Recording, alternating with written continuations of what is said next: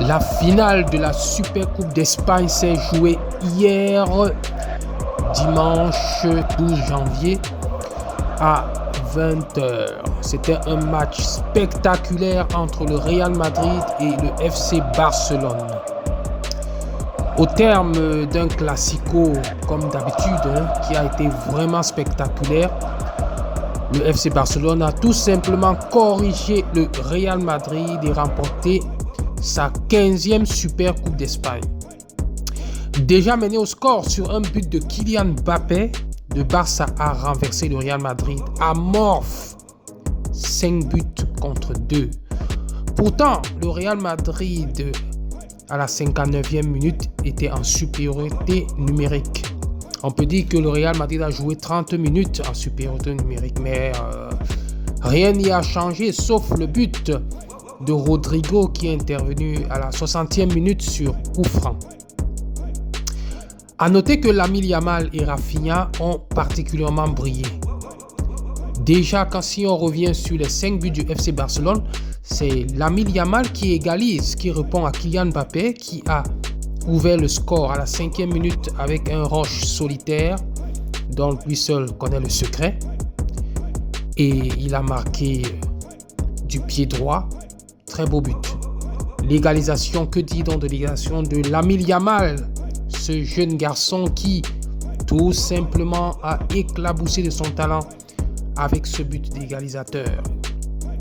Il a tout simplement éliminé Camavinga, il s'est joué de Tchouaméni et il a tout simplement glissé un amour de ballon du côté gauche du gardien du Real Madrid. Un très beau but.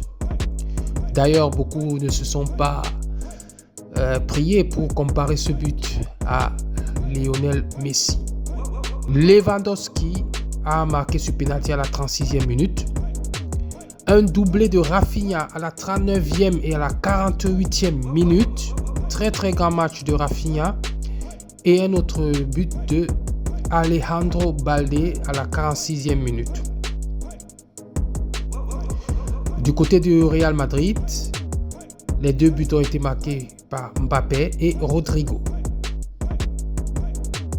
Alors, il faut remonter déjà au 10 janvier 1943 pour trouver trace du dernier match où le Barça avait mis 4 buts en première mi-temps au Real Madrid, soit 82 ans. C'est énorme cet écart. Donc c'est dire déjà l'exploit que le FC Barcelone a réalisé hier. Et très très gros match. Alors, le coach du Real Madrid n'est pas content et c'est normal. Et, son interview à chaud hier a été tout simplement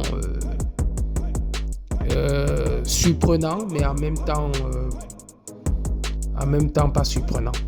Voilà, parce que tout simplement Ancelotti a dit que tout ce qui retient du match, c'est le match de Mbappé.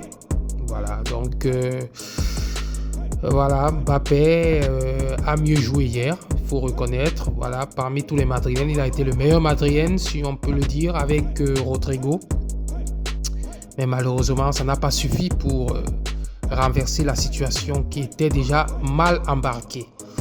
Il faut dire que dans l'ensemble du match, oui, le FC Barcelone a pu se tenir de ballon, surtout jusqu'à la 60e minute, jusqu'à cette 60e minute où le gardien barcelonais a été expulsé à cause d'une faute sur Mbappé.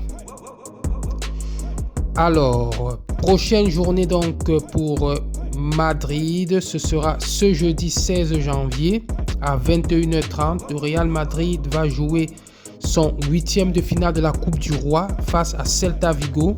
Et dimanche 19 janvier, ce sera la 20e journée du championnat espagnol. Le Real Madrid recevra Las Palmas. Du côté de Barcelone, Barcelone jouera ce mercredi 15 janvier à 21h face à Betis Séville. Ce sera évidemment le 8e de finale, son 8e de finale, Coupe du Roi.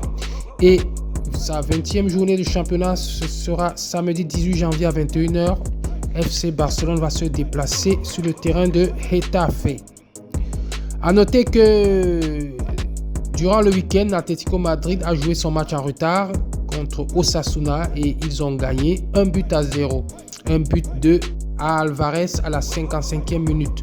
Grâce à cette victoire, l'Atlético Madrid est premier du championnat espagnol avec 44 points. Le deuxième, Real Madrid avec 43 points et troisième, Barcelone avec 38 points.